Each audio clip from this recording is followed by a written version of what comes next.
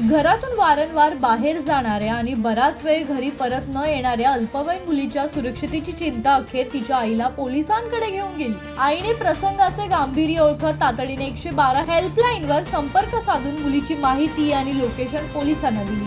त्यानंतर कोळशेवाडी पोलिसांनी तत्परता दाखवत संबंधित ठिकाणी धाव घेतली।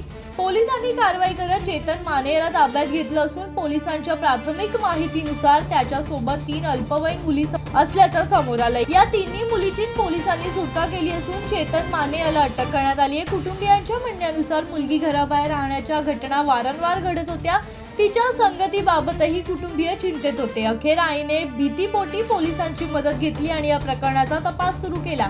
तिन्ही मुली अल्पवयीन असल्याने प्रकरणाचे गांभीर्य वाढले असून आरोपी विरोधात कायदेशीर कारवाई करण्यात आली आहे। मुलींना नेमके कोणत्या परिस्थितीत घराबाहेर ठेवण्यात आले होते, त्याच्या मागे आणखी कोणाचा सहभाग आहे याचा तपास कोळशेवाडी पोलीस करत आहेत। या प्रकरणातील पुढील तपासातून आणखी काय समोर येतं याकडे सर्वांचंच लक्ष लागलंय।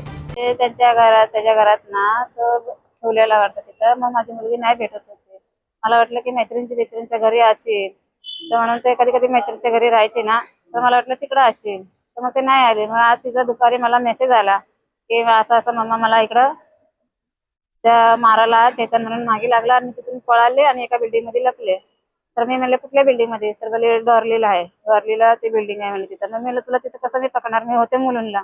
तर म्हणले मला कसं पण करून मला इथे भीती वाटायला लागली आणि कसं पण करून मला इथून घेऊन चल, असं तिने मेसेज टाकले। मी म्हणले तिथून नाही निघू शकत का? तर बोलली नाही, चैतन आणि अजून बरेच मुली आहेत त्याच्याकडे आणि हे लोक बाहेरच थांबले बिल्डिंगच्या आणि मला निघताना येत तिथून, अशी मेसेज टाकत होती। ती बोलत नव्हती कॉलवरती, फक्त मेसेजवरतीच बोलत होती। तसं बोलल्यावर मग मी काय म्हणले, तुझ्या मोठी मामाला तिथून लोकेशन पाठव। माझं तिथलं लोकेशन तिनं पाठवला माझ्या मोठ्या ताईंना।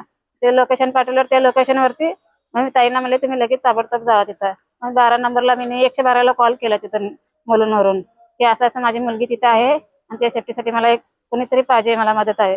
ते लोकांनी बोलले की आम्ही तुम्हाला कॉल करेल। नंतर मला पोलिसाचा कॉल नाही आला तिथून।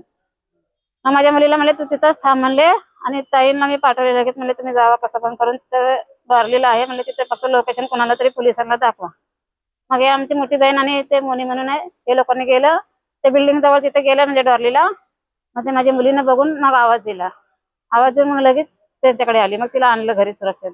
किती मुली डांबून ठेवलेले तुम्ही? त्याने तर म्हणते अजून 3-4 जण तिथं आहे। काय कारण आहे? नाही म्हणले तो असं कशासाठी करतो, तो बोलतो मारतो बोलतो आणि तिथून घरातून बाहेर नाही निघायचं। पण कशासाठी अत्याचार, कशासाठी असं करायचं मुलींना? चैतन नाव आहे त्याचं, आडनाव काय माहित नाही, चैतन म्हणून नाव सांगितलं माझ्या मुलीने। ओळखीची होती का अजून त्या मुली वगैरे तिकडे? किती एकूण? अजून 2-3 आहेत बोलते। आता तुम्ही काय तक्रार दिल्या? हा, त्याच्याबद्दल आता माझी मुलगी एवढी लहान त्याचं वय बघा, त्यांचं बघा, पण कशासाठी असं करतो? उद्या काय जास्त कमी झालं तर कोण जिम्मेदार आहे याचं? हा, म्हणून मी तक्रार टाकल्याचं, बाकी काय नाही। विशाल वाघमारे, जनशक्ती कल्याण।